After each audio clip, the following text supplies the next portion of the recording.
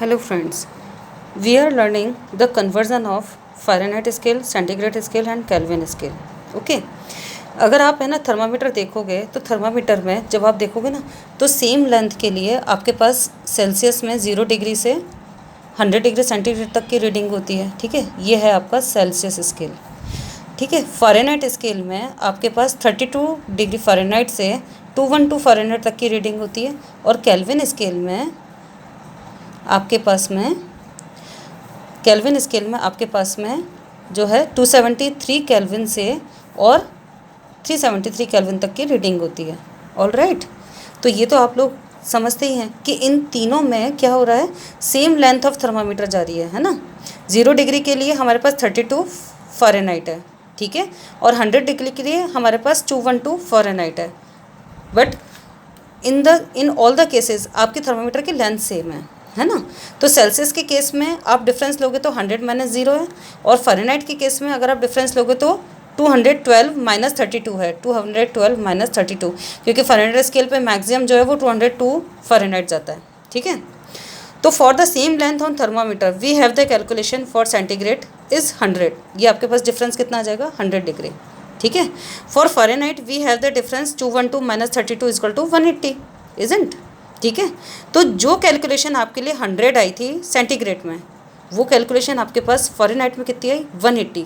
ठीक है, इसका मतलब क्या हुआ कि just observe that Fahrenheit scale has higher value than Celsius. Isn't. जहाँ 100 डिग्री था वहाँ 180 फ़ारेनहाइट आ रहा है. ठीक है, बट कितना, तो हमने क्या किया, इसका रेशो ले लिया. ठीक है, 180/100. ओके, क्योंकि मैं पर डिग्री के लिए निकाल रही हूँ, 1 डिग्री के लिए, कि 1 डिग्री के लिए मेरे पास कितना फ़ारेनहाइट की कितनी डिग्री ज़्यादा है. समझ रहे हैं आप. जैसे मान लीजिए 180 जो है 180 फ़ारेनहाइट था, किसके लिए था, 180 किसके लिए आया था मेरे पास, 100 डिग्री के लिए आया था. इज़न्ट.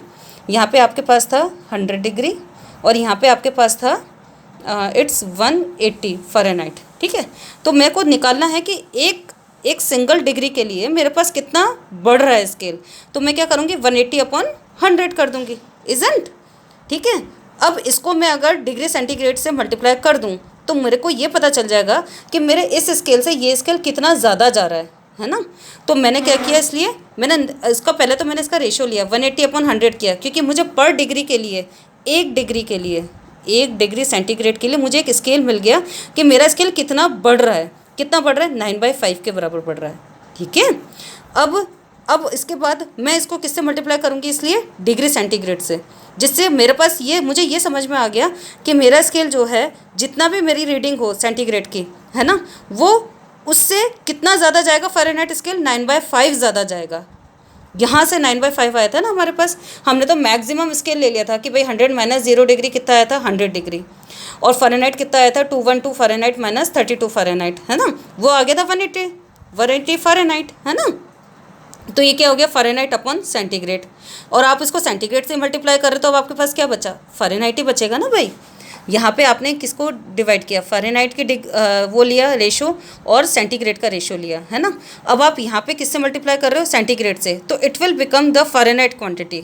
ठीक है, ये तो हो ही गया. अब आपको ये तो पता है कि फ़ारेनहाइट जो है उसका स्केल 0 डिग्री जो है वो 0 डिग्री 32 फ़ारेनहाइट के बराबर है. इसके लिए हमें 32 भी ऐड करना पड़ेगा, क्योंकि हमें वो 0 डिग्री की जो रीडिंग है वो यहाँ पे ऐड ऑन करनी पड़ेगी. जो भी रीडिंग आएगी, जितना भी स्केल आपका ज़्यादा जाएगा, है ना, उसमें 32 तो प्लस सरप्लस होगा ही होगा ना, क्योंकि आपकी स्टार्टिंग ही 32F से हो रही है, जहाँ ये 0 डिग्री से हो रहा है.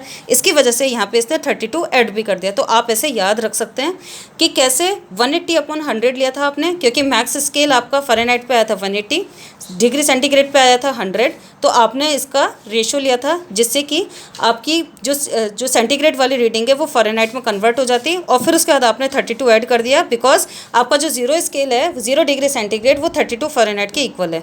So we get the formula F = 9/5 degree centigrade plus 32. ये पूरी क्वांटिटी फ़ारेनहाइट बन गई, क्योंकि यहाँ पे आपने सेंटीग्रेड से मल्टीप्लाई करोगे, सेंटीग्रेड से सेंटीग्रेड कैंसिल हो जाएगा, तो आपके यूनिट में केवल फ़ारेनहाइट ही बचेगा यहाँ पर। इस तरीके से ये फ़ारेनहाइट अपॉन सेल्सियस का रेशियो लिया था, इसको हमने सेंटीग्रेड से मल्टीप्लाई किया था, ये कट जाएगा तो यहाँ पे फ़ारेनहाइट का ही स्केल बचा आपके पास। ओके, तो ये याद रखने की टेक्निक है।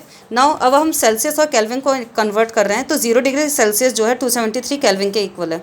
तो अगर हमारे पास और दोनों सेम पॉइंट है ना एग्जिस्ट कर रहे हैं थर्मामीटर पे, 0 डिग्री सेंटीग्रेड 273 केल्विन, तो अब क्या होगा, they have same point on thermometer, 0 degree centigrade will be equal to 273 Kelvin. Now let we want to convert 70 degree to Fahrenheit, so it will become 0 degree centigrade plus 70 degree.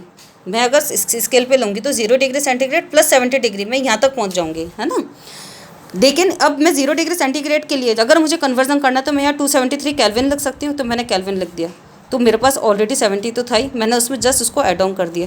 मेरी reading में बस इतना ही तो difference आ रहा है। देखिए कि यहाँ पे 273 था, ये जस्ट जितना उससे यहाँ बढ़ा है उतना ही उससे ये भी बढ़ेगा, क्योंकि 373 माइनस 273 भी कितना होता है, 100 ही होता है। तो ये भी 100 का स्केल है, ये भी 100 का स्केल है, तो दोनों इक्वल इक्वल चलेंगे। बस आपका क्या ऐड होगा, 273 ऐड होगा, क्योंकि ये स्टार्टेड 273 से हो रहा है ना।